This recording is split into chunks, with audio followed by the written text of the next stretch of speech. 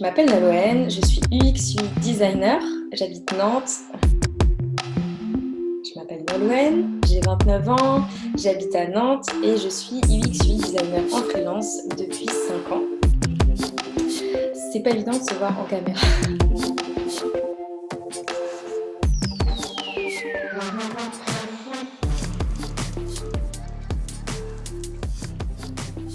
Salut à tous, bienvenue sur cette chaîne YouTube et particulièrement cette vidéo où je vais me présenter et je vais parler du pourquoi, du comment je suis freelance. Alors cette chaîne YouTube, elle va parler de quoi? Du UX design, du e-design, de freelancing, d'entrepreneuriat, de maternité, de plein de sujets. Et donc le mieux évidemment pour ouvrir cette chaîne YouTube, c'est de parler de moi et de parler de mon expérience et mon parcours. Alors, par où commencer? Parce que du coup, j'ai pas écrit le scénario de cette vidéo. Je n'aime pas trop prévoir les choses, donc du coup, j'ai pas écrit à l'avance. Donc, je m'excuse d'avance si il y a des ou beaucoup de regards qui iraient par là ou par là. Il n'y a rien de spécifique dans les coins de mon angle de vue. C'est juste que pour réfléchir, je vais avoir besoin toujours de regarder un peu en l'air. Bref, voilà, c'était juste pour planter le décor. Du coup, par où commencer? Alors, moi, je m'appelle Nolwenn, j'ai 29 ans, j'habite Nantes et je suis UX, UI designer en freelance depuis 5 ans. Alors, du coup, je pourrais, sur cette vidéo, vous expliquer qu'est-ce que l'UX design, qu'est-ce que l'UI design, mais ça, vous pourrez le voir à travers d'autres vidéos que j'ai postées. Par la suite, que vous avez peut-être déjà vu du coup. Donc l'idée, c'est pas forcément de définir mon métier ici, mais plus de vous parler de mon parcours, en espérant voilà, que ça puisse peut-être faire écho à certains, si ça peut soulever des questions. Voilà, bref, c'est un simple partage et il faut partager. Du coup, alors comme je disais, j'ai 29 ans. Moi, au départ, j'ai suivi, donc on va pas remonter à toute mon enfance, parce que sinon on n'est pas rendu, la vidéo va durer 4 heures. Mais on va parler des études supérieures. Du coup, moi, j'ai fait l'ECV, l'école de communication visuelle, qui prépare à la direction artistique de base, pas à l'UX design, parce que c'était un terme qui n'était pas encore très connu. Donc voilà, je suis diplômée d'un master à l'ECV de Paris.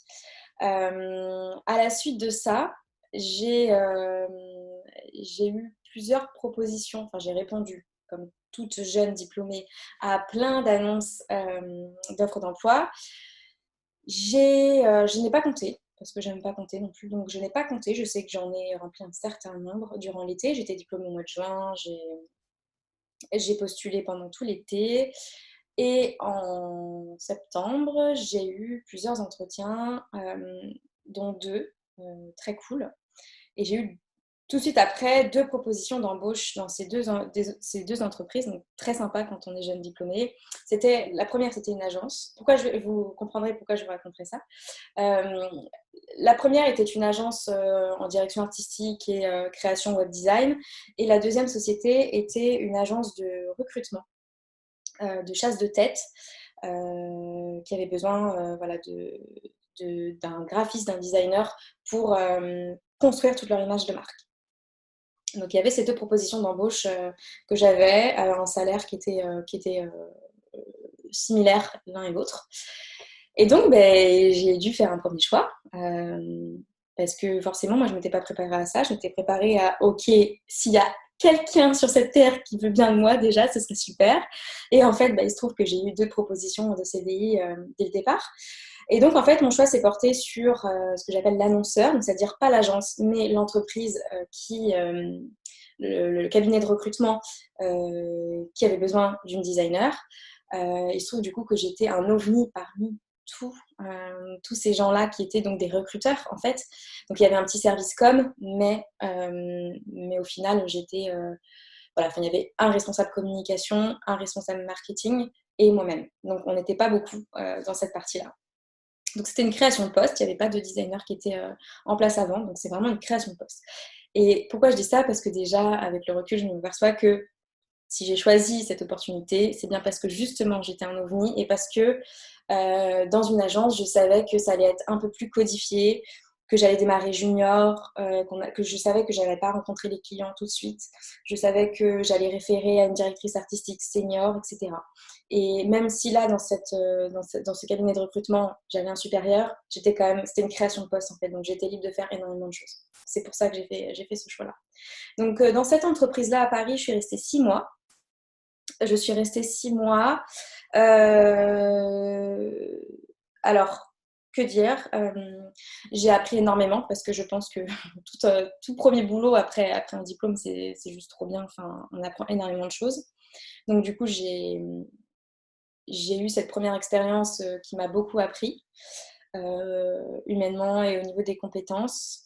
Après, il y avait certaines personnes dans cette entreprise-là qui étaient. Qui, qui avait un comportement très proche du harcèlement. Voilà, donc j'en avais déjà parlé sur LinkedIn lors d'un post, mais enfin, il y a certaines personnes de cette entreprise-là qui se permettaient de faire des réflexions spécifiquement à la jante féminine très déplacées. Très très déplacées, et je vais vous raconter une anecdote qui m'a marquée. Ça y est, maintenant j'ai fait la paix avec ce truc-là, mais ça a mis énormément de temps. C'est que premier jour de mon arrivée dans l'entreprise, premier jour, la prise de mes fonctions, mon responsable direct m'amène faire le tour de tous les bureaux pour me présenter. Et vient le moment de me présenter au grand directeur. Il y en avait plusieurs. Il se trouve qu'ils étaient tous en réunion ce jour-là, dans la même salle. Donc, tant mieux, quelque part, on dit comme ça, on fait d'une pierre deux coups. Donc, mon responsable direct frappe à la porte et me présente, dit voilà, je présente Nolwenn. Et il y avait, de mémoire, hein, je crois que la salle était remplie de 90% d'hommes. Il n'y avait que 10% de femmes. Et donc, mon responsable direct me dit bah voilà, je vous présente Nolwenn. Et là, il y a un des directeurs que je ne connaissais pas du tout, hein, je n'avais jamais échangé, a dit ah, c'est toi Nolwenn, mais on m'a dit que tu étais moche. Enfin, ton responsable, je ne vais pas citer son prénom, mais ton responsable direct m'a dit que tu étais moche, mais en fait, tu es super canon, tu es vraiment jolie. Mais tu crois que le vernis rose sur les mains, c'est approprié parce que bon, voilà. Hein, et puis, t'as pas des filles à poil à montrer dans ton book parce que bon, créative, ouais, non, t'as pas des filles à poil à montrer. Voilà, il m'a dit tout ça devant tout le monde, devant toute l'audience. Voilà, que des directeurs, hein, une fois, entre eux, je dirais, entre 40 et 60 ans. Et j'ai rien dit. J'ai rien dit parce que je sais même plus. Je sais même plus ma réaction parce que je me suis dit, je pense que je rêve. Ou alors je crois que je n'ai pas compris. Je pense que c'est drôle. Je me suis dit, mais ça doit être drôle en fait. Je pense que je n'ai pas compris la blague. Bon, bah, je dis rien parce que j'ai pas compris en fait. C'est tellement gros, je me dis, c'est pas possible. Donc bref, je pourrais en parler pendant des heures. Et puis à la suite des 6 mois, il y a eu d'autres remarques. Toujours, c'est essentiellement de cette personne-là. Hein. Je ne dis pas que toutes les personnes qui étaient dans cette entreprise avaient ce comportement. Il y en avait vraiment une qui était comme ça. Après, voilà, il y avait plus ou moins des degrés de gravité, mais celle-ci en tenait une bonne couche quand même. Et puis, je me souviens bien d'un jour au téléphone, m'avait demandé d'ouvrir un dossier. Je lui dis, bah oui, oui, c'est bon, je suis dessus. Il me dit, t'es dessus? T'es sûr que t'es bien dessus? Enfin, avec une voix mielleuse, vous savez, mais horrible. Enfin, c'est horrible, vous savez, une jeune diplômée, on connaît rien, enfin, on peut pas se défendre, on sait rien. Bref. Toujours est-il que c'est une expérience qui m'a beaucoup marquée. Du salariat, je me suis dit, ok, c'est ça le salariat.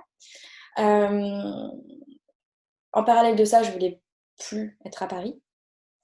J'en avais marre de cette ville, qui m'a jamais vraiment plu d'ailleurs. Et donc du coup, je voulais déménager. Donc en fait, je ne savais pas où je voulais déménager, mais je savais que je voulais me barrer. Donc c'était à la fois le côté, le boulot me plaisait plus, pouvait me plaire, mais l'entreprise et les valeurs ne me plaisaient plus trop. Et le cadre de vie que je voulais changer. Donc j'ai postulé un peu partout. Franchement, assez sur un coup de tête, je dois dire. J'ai postulé à Marseille, j'ai postulé à Lille, j'ai postulé à Nantes. Et en 15 jours, j'ai eu un entretien à Nantes. J'en avais eu un autre à Marseille, mais à distance. J'ai eu un entretien à Nantes dans dans une entreprise, enfin dans une agence qui réalise des sites internet, qui font à la fois le design et le développement. Et donc, je suis partie à Nantes, j'ai fait mon entretien. Le soir même, ils me rappellent en me disant qu'ils veulent m'embaucher. 15 jours après, j'étais partie. Je déménageais de Nantes. Donc, ça s'est fait très, très, très, très vite. Euh, et donc, prise des nouvelles fonctions dans un autre environnement. Là, pour le coup, il y avait, enfin, j'étais la seule directrice artistique digitale, mais après, c'était baigné dans l'univers de la création. Enfin, voilà, rien à voir avec, du coup, la première expérience. Donc là, il fallait délivrer beaucoup. C'était très intense. Il fallait délivrer énormément. Il fallait faire des maquettes de sites, il fallait tomber des maquettes de sites. Je rencontrais pas beaucoup de clients parce que justement, il fallait produire très vite. Et il y avait une autre fonction dans cette agence-là, une personne chargée de clientèle qui était, elle, chargée de faire à la fois le commercial, mais aussi la personne qui allait prendre le brief, qui allait déjà choisir l'ergonomie du site, enfin bref, qui allait prendre toutes ces décisions. Et moi, j'intervenais vraiment à la fin de ce processus-là. Donc un peu frustrée aussi de ne pas pouvoir parler au client, ou de lui parler, mais assez tard en fait dans le processus, et une fois que les besoins ont déjà été cernés, alors que finalement, pas tant que ça. Mais bon, ça c'est une autre histoire. Et je suis restée 6 mois dans cette entreprise. Voilà, encore, encore. Alors, comment résumer cette expérience? J'ai appris énormément, j'ai appris à faire vite les choses et bien. J'ai appris à présenter mes maquettes quand même, à les présenter aux clients. J'ai appris à travailler avec des développeurs, à savoir ce qu'est le métier de chargé clientèle aussi, à comprendre le fonctionnement d'une agence. Mais, parce qu'il y a toujours des mais avec moi, euh, c'était deux associés qui dirigeaient cette agence. C'est toujours deux associés d'ailleurs. Il y en a un, comment vous dire, avec qui le courant ne passait pas très très bien, parce que c'est quelqu'un qui avait besoin aussi, je pense, de montrer qu'il suscitait de l'intérêt, les que les personnes de l'équipe avaient très envie de lui parler, de travailler avec lui. Il fallait démontrer, en fait, il fallait montrer son intérêt, il fallait vraiment en faire des caisses. Et il avait beaucoup de projets personnels aussi, dont une particulièrement, un projet d'application mobile, mais qui du coup n'avait rien à voir avec l'agence. Et il avait besoin d'une énorme présence sur ça. Donc, il attendait de moi que je travaille sur ce projet personnel-là, en plus de mes heures, sans le dire directement, hein, bien sûr. Et le truc, c'est que moi, j'ai pas répondu à l'appel, tout simplement. J'ai fait celle qui ne comprenait pas, ou je lui ai fait comprendre clairement que moi, j'étais embauchée pour faire un travail dans cette agence, mais pas pour les projets personnels du patron, quoi. Donc voilà, donc tout ça pour dire que j'étais très très loin de cette chose-là. J'ai refusé de me plier au cadre auquel on voulait m'attribuer, on voulait vraiment me modeler comme l'agence, et je sentais bien que ça n'allait pas du tout. Et là, je me suis dit, mais clairement, est-ce que c'est ça le monde du travail? Est-ce que c'est ça le monde de l'entreprise? Est-ce que je ne me foire pas complètement en rêvant d'une entreprise qui n'existerait pas, en fait, où, enfin, je m'étais dit, il faut que je me résigne. C'est comme ça. Il y a forcément un truc. Je comprends pas. Je suis pas très très bien, mais écoutez, peut-être que c'est comme ça. Moi, on m'a inculqué que le boulot, c'était aussi, surtout pour gagner sa vie. Et estime-toi déjà heureuse d'avoir un boulot. Et voilà. Donc voilà, je me disais, bon, ça va pas. Je suis pas bien. Je suis pas bien dans cette entreprise. Mais peut-être qu'un jour, je serai bien. Sauf que ça s'est pas passé comme ça. Ça s'est très mal passé la fin avec eux aussi, encore une fois. Sans rentrer dans les détails, mais en gros, la veille de ma confirmation en CDI, ils m'ont appelé dans leur bureau, alors que depuis le début, en fait, ils me disaient qu'ils étaient contents de mon travail. Ils n'ont jamais cherché à me dire qu'il fallait que je change quelque chose, hein. C'est bien le problème, la communication. Et ils n'ont jamais cherché à me dire, écoute, Noël, là, je pense qu'il y a ça qui va pas, il faudrait peut-être qu'on change ça, qu'est-ce que tu en penses? Non, rien. Pendant 6 mois, il n'y a rien eu, pas de conversation. ou du « je suis contente de ton travail ». On est content de ton travail, tu fais du bon boulot. Et donc, à 18h, la veille de la confirmation de mon CDI, les deux patrons qui m'appellent ils m'appellent dans la salle de réunion et là, ils me disent « on ne peut pas te garder, on ne va pas te garder. Voilà, on pense que tu es trop jeune. Tu es trop jeune pour le poste. Direction artistique, tu comprends, c'est vrai que c'est un sacré poste. On s'est un peu trompé. Tu manques encore de l'expérience. Un peu les larmes aux yeux, les deux, tu vois. Moi, ça m'a vraiment choquée parce ils ont vraiment joué la carte de l'émotion. Moi, je me suis mise à chialer devant eux parce que très sensible, parce que j'étais jeune aussi, encore une fois, que j'ai pas su faire face. J'ai culpabilisé, je leur ai dit désolée, avec le recul, je leur ai dit désolée de ne pas avoir été à la hauteur, alors que je trouve ça affreux d'avoir dit ça, je m'en veux beaucoup, mais bon. Sur le côté, j'étais une petite enfant qui avait déçu en fait, qui avait déçu ses parents. En gros, c'était ça, ils me faisaient beaucoup culpabiliser. Et puis j'ai appris de la part des autres. Donc le soir même, j'ai dû partir. Je n'ai dit au revoir à personne parce qu'ils étaient tous les salariés, toute l'équipe était déjà partie. Donc en fait, j'ai dit au revoir à personne. Je suis partie. Ils m'ont dit de ne pas revenir. Et je ne suis pas revenue. Et j'ai su que le lundi suivant, donc c'est-à-dire 3 jours après, c'était le vendredi, 3 jours après, il y a une junior qui m'a remplacée dans le poste, qui était plus jeune que moi encore. Donc des excuses complètement bidons. Voilà, donc pourquoi je raconte tout ça? Parce que ces deux expériences en salariat m'ont laissé un goût très, très, très, très, très amer, malheureusement. Et donc, je me suis retrouvée au mois de décembre. Décembre 2000. Oh là là, je suis nulle en date. Bon, je sais plus. Mais en tout cas, c'était le mois de décembre. Et je me suis dit, écoute, là, Nolwenn, tu as deux choix. Soit tu cherches de nouveau un poste avec déjà les mauvaises expériences que tu as et les a priori que tu as sur le salariat, soit tu te lances en freelance. Soit tu te lances en freelance parce que tu as l'esprit indépendante et que tu adores faire 1000 choses à la fois aussi. Et que, a priori, c'est difficile de te mettre dans une case. Mais je me suis dit, avant de faire ce choix, prends au moins une semaine de vacances. Prends une semaine de vacances, genre juste souffle. Et du coup, je suis partie en Italie. J'avais fait un stage là-bas à Milan qui s'était très bien passé. J'avais adoré l'équipe. Et je me suis dit, je vais passer les voir. Je m'étais fait des potes et tout. Je me dis, allez, hop, je pars toute seule à Milan une semaine. Je vais faire un coucou à cette agence-là. Et je leur dis, voilà, je viens de quitter mon poste précédent et je vais me mettre en indépendante. Et là, alignement des planètes. Ils me disent, mais écoute, Nolwenn, c'est juste trop bien parce qu'en fait, on a un projet qui va démarrer là. Et c'est en France. Le truc de fou. C'est en France. C'est pour une grosse boîte et on cherche quelqu'un à la fois qui parle français, qui parle très bien anglais et voilà, pour faire le pont entre nous qui sommes à Milan et eux qui sont à Paris.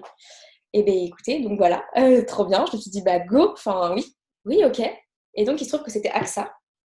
Très grosse boîte évidemment, et c'était pour travailler pour le site axa.com.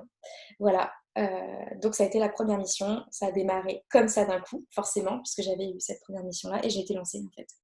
Donc je me suis lancée en freelance comme ça, finalement, avec un peu la chance, mais aussi au fond le désir que c'était toujours ça qui allait m'animer. Donc, du coup, c'est très long déjà, mon Dieu, je regarde l'heure parce que je me dis, ça va durer 10 ans. Du coup, voilà, j'étais lancée en freelance pour cette grosse mission-là. Et après, je savais très bien que ça n'allait pas durer longtemps, même si finalement, ça a duré quand même 2 ans. Mais au départ, c'était condensé, c'était 3 mois à temps plein. Puis après, les jours ont diminué. Donc, je savais très bien qu'il fallait aussi que j'aille toquer ailleurs. Et alors, moi, il se trouve que je déteste comme beaucoup, hein, je déteste la prospection pure et dure, la prospection froide où je vais appeler les gens, je vais vendre mes services directement. Comme je suis quelqu'un qui se pose beaucoup de questions et qui remet en cause pas mal de choses tout le temps, dans le but de m'améliorer, etc., je me suis dit, écoute Nolwenn, pour qui tu as envie de travailler finalement? Pour qui tu as envie de bosser? Très très vite, je me suis posé cette question. Et donc, il se trouvait que c'était les startups. J'ai eu envie de bosser vraiment pour les startups, pour les petites boîtes, pour les petites entreprises. Et pourquoi? Parce que j'avais besoin de rencontrer les gens, j'avais besoin de rencontrer les décisionnaires. Et je sais très bien, je ne suis pas je suis pas remplie d'illusions, hein. Je sais très bien que je ne peux pas parler aux décisionnaires d'un groupe comme AXA. Enfin voilà, c'est tout. C'est même des entreprises un peu enfin, moins grosses, mais qui le sont quand même. Enfin, c'est pas possible de parler aux décisionnaires quand tu arrives comme ça, surtout en tant que freelance. Donc je me suis dit, si je veux parler aux décisionnaires, ça va être des petites missions. Et donc si c'est des petites missions, a priori, c'est pour les startups et les PME. Voilà, ça s'arrêtait là la conclusion. Et donc du coup, par divers moyens, je ne vais pas exposer ici parce que sinon ça a duré 4 heures encore. Je ferai peut-être une autre vidéo du coup. J'ai chopé mes premiers clients startup et j'ai démarré comme ça. Et au jour d'aujourd'hui, 5 ans après, c'est toujours les personnes avec qui je travaille. Alors pas les mêmes, hein, pas les mêmes clients, mais en tout cas c'est la même typologie de clients.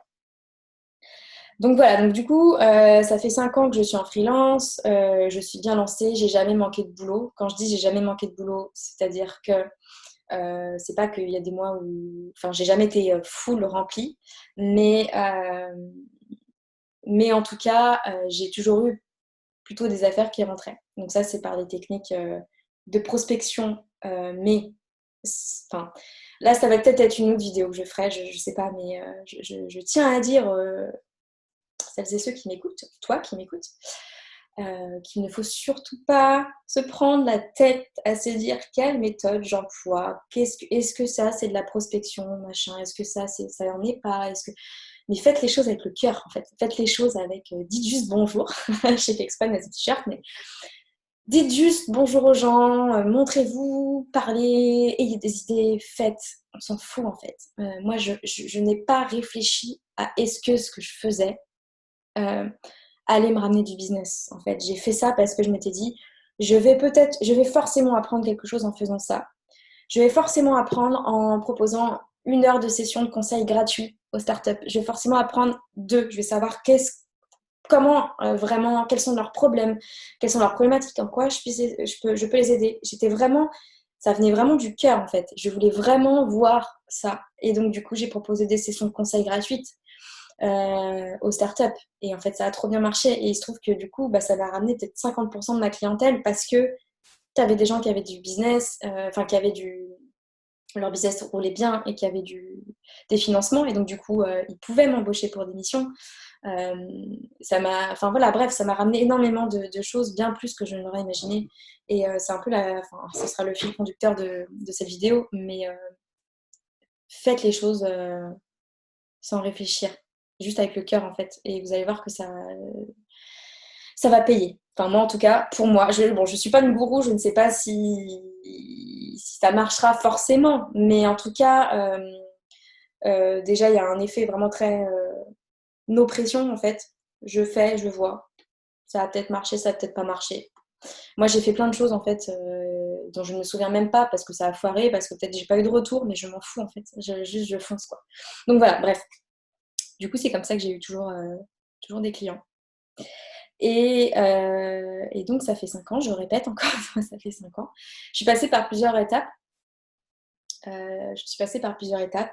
La première étape, c'était pérenniser mon entreprise, donc avoir quand même du cash qui revient régulièrement, de me rendre compte de mes compétences aussi, enfin de me dire, ok, ouais, là, je peux vraiment accompagner de A à Z un client, en fait, et j'adore ça, donc c'est cool. Donc, c'est me dire, ok, première étape, c'était, ok, le freelance, c'est vraiment fait pour moi. Ok, je peux avoir des clients. Donc ça, c'était la première étape. Deuxième étape, c'était, purée, c'est trop cool d'être freelance, mais en fait, je suis un peu seule quand même. Je travaille de chez moi. Euh, j'ai pas de collègues. J'ai jamais eu de collègues. Enfin, juste au début de ma carrière, du coup. Mais sinon, non, j'ai pas eu beaucoup de collègues. Comment, enfin, il y a forcément des solutions. Bon, je vais dans un espace de coworking. Je sais que les espaces de coworking, ça peut aider, ça peut permettre d'avoir des collègues. J'ai été dans les espaces de coworking. Ça m'a fait sortir de chez moi, donc ça c'est très cool. Par contre, je me suis fait zéro collègue. Alors, je me suis fait des connaissances hein, que j'ai beaucoup appréciées, mais j'ai pas eu de collègues à proprement parler. C'est-à-dire que j'ai pas noué des liens forts dans cet espace de coworking là. Et je me suis dit, c'est normal. C'est parce qu'en fait aussi, on n'est jamais là tous au même moment, on vient quand on veut, on est en call peut-être la moitié du temps, l'autre moitié du temps, on a nos casques sur les oreilles, on écoute la musique, on veut se concentrer. Il y a quelque chose qui ne va pas. Et moi, de toute façon, je n'ai pas la personnalité de quelqu'un qui va enfin c'est bizarre à dire, mais ouais, qui va à l'encontre des, enfin qui va, j'ai plus les mots, qui va parler aux gens, qui tout de suite, qui va, je sais pas, leur dire hey, coucou, c'est moi je m'appelle Nolwenn, voilà, je viens d'arriver dans l'espace de coworking, t'es qui, tu fais quoi? Je suis pas comme ça. Donc du coup, s'il n'y a pas des initiatives qui sont proposées, je vais pas y aller. Et il y en a bien eu, bien sûr, hein, il y a eu des initiatives, mais du coup, c'était des événements soit le soir, en mode apéro et tout, soit des choses un peu très thématisées, et j'aime pas trop les thèmes. Et du coup, j'y allais pas, parce que aussi le soir, moi, je suis un peu une mamie. Des fois, je suis un peu une mamie et j'aime bien rentrer chez moi tranquille le soir, retrouver mon chéri. Enfin, voilà, c'est tout. Donc, du coup, j'ai pas saisi ces opportunités-là. Et donc, c'est à la suite de ça que je me suis dit comment je peux briser cette solitude. Donc ça, c'est autre chose. Mais du coup, j'ai monté en parallèle freelance travel.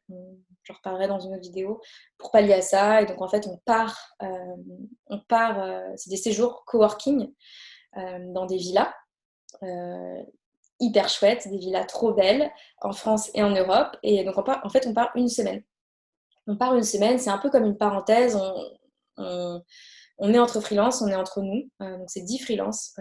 Je fais partir 10 freelances à chaque fois. On organise un petit programme très chouette qui mixe en fait vacances, détente et coworking, travail, avec des moments d'échange et des ateliers. Et donc, du coup, c'est trop chouette. Et ça a pallié parfaitement à ce côté je veux briser la solitude, mais seulement un peu quand j'ai envie. Et je veux nouer des liens forts. Et donc ça, je noue des liens forts parce que je passe une semaine avec des gens, en fait. Enfin, je passe une semaine avec des gens dans un seul et même endroit. On est obligé de se parler, on est obligé de faire à manger, on est obligé de se nourrir. Donc on est obligé de nouer des liens. Et donc ça, du coup, ça fait qu'on noue des liens très forts et qu'on collabore ensuite ensemble par la suite. Il y a des freelances qui collaborent entre eux. Enfin, voilà. Et puis, ce confort de mon quotidien, je ne suis pas digital nomade. Je ne suis pas quelqu'un qui va courir tous les meet-up, tous les événements de réseautage, en fait, parce que ce n'est pas mon truc non plus de prendre la parole facilement. Donc voilà, du coup, ça me correspond. Donc ça, c'était l'étape briser la solitude. Et donc là, je suis dans la dernière avant la prochaine, que je ne connais pas encore. Qui est celle de ça marche trop bien, Nolwenn, ton entreprise fonctionne bien, tu as les clients qui reviennent, tu commences à te faire connaître, ton TJM, il est ce qu'il est, il est pas mal. Si tu veux continuer de bosser pour des boîtes à peu près similaires, tu peux pas non plus augmenter ton TJM indéfiniment. Tu fais un chiffre d'affaires correct. T'as ta liberté, tu peux kiffer, tu peux aller voir tes potes un mardi si tu veux, tu peux aller voir ta grand-mère le jeudi à 10h si tu as envie, enfin, tu peux prendre une douche à 15h, peu importe, on s'en fout, tu peux gérer ton temps comme tu veux, et ça si vous saviez, mais tous les jours je me le dis, tous les jours je me dis, mais quelle chance inouïe j'ai de pouvoir faire ça. Quand je jette un œil à ma fenêtre et que je vois la file de voitures, les bouchons qui à n'en plus finir sous ma fenêtre, et je me dis, mais moi je suis là il est 9h les gars, dans 5 minutes je suis à mon bureau, et c'est juste trop bien en fait, parce que je m'en fous, j'ai pas de patron en fait, j'ai juste des clients, enfin voilà, c'est juste des clients dans le sens où c'est juste trop bien parce qu'il n'y a personne entre, enfin, voilà. Donc du coup, c'est vraiment trop chouette. J'ai toutes ces choses-là. Et là, j'en suis à cette étape de problème de riche, que j'appelle un peu ça. Mais c'est, OK, c'est quoi la next step? Soit tu restes comme ça, soit tu sens que tu peux faire différemment ou tu peux encore améliorer. Et ça, c'est quelque chose que j'adore faire, encore améliorer. Et du coup, là, j'en suis sur le travail de choisir mes clients, choisir les personnes avec qui j'ai envie de travailler. Choisir qu'est-ce que j'ai vraiment envie de faire, parce que le freelancing c'est une coquille en fait, c'est qu'est-ce que tu mets dedans en fait, en gros freelance, je suis freelance, voilà, c'est ma coquille à la limite. Qu'est-ce que je mets dedans en fait, c'est infini.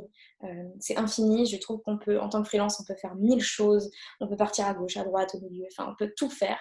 Et du coup il y a ce truc de parce que je peux tout faire, où est-ce que je vais du coup, qu'est-ce que je fais? Donc là, j'en suis dans cette étape. Et pour tout vous avouer, du coup, j'ai décidé d'investir dans un coaching. j'en reparlerai aussi, dans un coaching personnel, enfin un coaching quoi. Donc j'ai une coach qui m'a suivie pendant 6 mois, quasiment toutes les semaines, sur lesquels on a abordé énormément de points. Évidemment pas que professionnels, parce que vous pensez bien que pour répondre à cette question de qu'est-ce que j'ai envie de vraiment faire, ça touche forcément le personnel. Et donc ça a été 6 mois de réflexion par énorme, énorme. C'est fou ce travail. C'est très, très c'est chronophage dans le sens énergivore en fait. C'est pas chronophage dans le sens, je passe mes journées à ça, mais dans le sens où ça tourne tout le temps ici et où ça te prend énormément d'énergie de dire qu'est-ce que je peux changer, etc. dans mon activité de freelance, dans ma vie. C'est un truc de fou. Mais du coup, c'est trop bien parce que maintenant, je suis un petit peu plus au clair sur les personnes avec qui j'ai envie de travailler. Et donc voilà, j'arrive au bout de ces 5 ans de freelancing. Donc ce sera 5 ans, ça fera 5 ans le mois prochain. 5 ans de freelancing avec une activité qui roule bien et avec ce choix du coup que j'ai fait à la suite de cette remise en question, qui est de dire que je ne veux pas croître, je ne veux pas pour le moment augmenter mon volume de clients. C'est d'ailleurs l'inverse, je veux finalement décroître. Je veux avoir moins de clients, juste ce qu'il me faut pour vivre. Et donc j'avais fait mon petit calcul, en gros il me faut, moi je suis à 500 euros, alors sortez vos calculettes, sortez vos petits papiers, vous allez noter. Moi je me suis fixé un objectif de chiffre d'affaires de 4000 euros. 4 000 euros hors taxe par mois, à savoir que je suis en entreprise individuelle au jour d'aujourd'hui et donc j'ai des charges qui sont à hauteur de presque 50%, entre 40 et 50%. Donc vous pensez bien que ce n'est pas 4 000 euros qui viennent dans ma poche par mois, c'est plutôt de l'ordre de 2 000 euros. Voilà, donc ça c'est ce qu'il me faut pour vivre, c'est ce que je veux. Et tout simplement, par le calcul très, très simple, je suis à 500 euros de TJM par jour, enfin de TJM du coup. Donc du coup, vous faites le calcul, 4000 divisé par 500 et ça me fait du coup 8 jours. 8 jours de production, si vous voulez. 8 jours à vendre en fait. Je dois être bookée pendant 8 jours par mois. Donc, sachant que je décide d'être off le vendredi pour m'occuper de mon bébé, de ma fille. Donc ça, j'en reparlerai dans une vidéo. Et donc, du coup, ça me laisse 4 jours pour pouvoir, 4 jours par semaine pour pouvoir produire. Et donc, du coup, c'est mon objectif maintenant, c'est de caler 8 jours par mois de production et les jours restants, de bosser sur mes autres projets, sur Freelance Travel, sur d'autres projets perso, sur rien. Ça peut être juste kiffer la vie, hein, voilà. Ça peut être pour des calls, forcément, il y a aussi de la prospection, il y a de la compta, enfin voilà, hein, c'est quand même beaucoup de taf. Mais du coup, voilà, je suis dans ce stade-là. Je referai une vidéo peut-être dans un an, je sais pas, pour faire un petit bilan. Et du coup, pour clore cette vidéo, parce que du coup, je pense que j'ai fait un peu le tour. Après, si vous avez des questions, n'hésitez pas. Je fais ça, mais je suis nulle, hein. C'est la première fois que je fais une vidéo. Mais je crois que voilà, il y en a qui font ça. Il y a la bannière qui va s'afficher. En tout cas, en commentaire ou sur LinkedIn, ou comme vous voulez. Mais si vous avez des questions, n'hésitez pas pour qu'on en parle un peu plus. Mais je voudrais clore cette vidéo pour vous dire, bon, si vous m'écoutez, a priori, soit vous avez envie de devenir freelance, soit vous êtes déjà freelance. Mais moi, ce statut, je le défends haut et fort, extrêmement fort auprès des entreprises aussi, parce que je trouve que tout le monde est gagnant. Alors, je ne vais pas rentrer dans les débats politiques, qu'effectivement, on a quand même une certaine précarité, ou une précarité certaine en tant que freelance avec ce statut, mais pour tout le reste, c'est un statut qui nous apporte bien des avantages et ça c'est vraiment très très chouette. Donc du coup il y a ce côté-là qui est très chouette et côté entreprise, on sait très bien les avantages que ça a aussi. C'est pas évident d'embaucher des gens en CDI, ça coûte très cher. Et il y a aussi ce truc qui est de se dire le freelance est libre par définition. Donc pour les entreprises, pour moi, ça c'est mon avis sur le freelancing, hein, mais c'est trop chouette de se dire je fais appel à quelqu'un d'extérieur. Donc il n'y a pas de guéguerre de politique ou de... Enfin, vous savez, c'est un peu comme quand on est en maternelle, quoi, des personnes de sa classe. On sait très bien, il y a des guéguerres qui se font. ou des commérages, enfin bref, il y a des choses qui sont pas évidentes en fait aussi. Quand on est dans une entreprise, on a peut-être un peu du mal à être honnête ou à dire des choses directes parce qu'on sait pas trop la pérennité de notre emploi après si on ne le remet pas en cause. Et là, le fait de faire appel à un freelance, en fait, moi je trouve qu'on enlève tout ce côté-là parce que le freelance est libre, le freelance il n'est pas rattaché à votre entreprise, du coup il n'a pas d'intérêt premier et le fait qu'il ait vraiment un regard extérieur, c'est juste génial, c'est vraiment génial pour les entreprises. Moi j'adore ce statut, voilà, je trouve ça vraiment chouette. Et du coup pour ceux qui veulent se lancer en freelance, ceux qui le sont déjà, on peut en discuter de comment vous organisez, etc.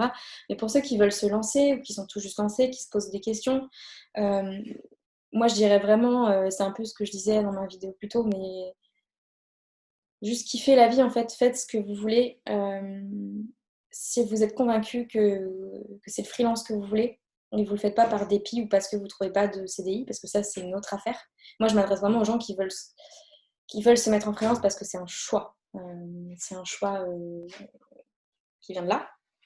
Et donc, si c'est le cas, juste tester des trucs, en fait, vous ne posez pas la question est-ce que c'est quelle stratégie je dois adopter, etc. Je vais peut-être en fâcher certains qui vont me lire, mais c'est vraiment ma vision des choses. Mais arrêtez peut-être aussi de regarder 150 000 vidéos, de vous former. Enfin, il y a un moment, c'est bien de se former, c'est bien de regarder des tutos, c'est bien de regarder les 10 stratégies à faire pour optimiser son business, ok. Mais juste, je pense que ce que vous cherchez surtout en faisant ça, c'est la légitimité et de vous dire ouais, c'est bon, je suis légitime, je peux me lancer, je peux y aller, j'ai assez d'infos, j'ai assez de billes. Mais en fait,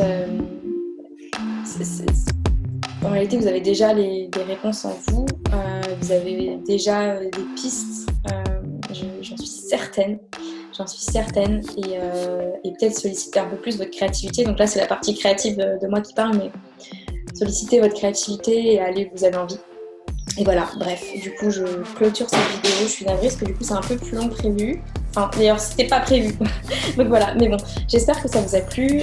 N'hésitez pas à vous abonner à cette chaîne si vous voulez avoir d'autres vidéos, être informé. Voilà. Et puis, si vous avez des questions, n'hésitez pas. Et puis aussi, je vous souhaite une belle journée, une bonne soirée. Et puis, à plus tard.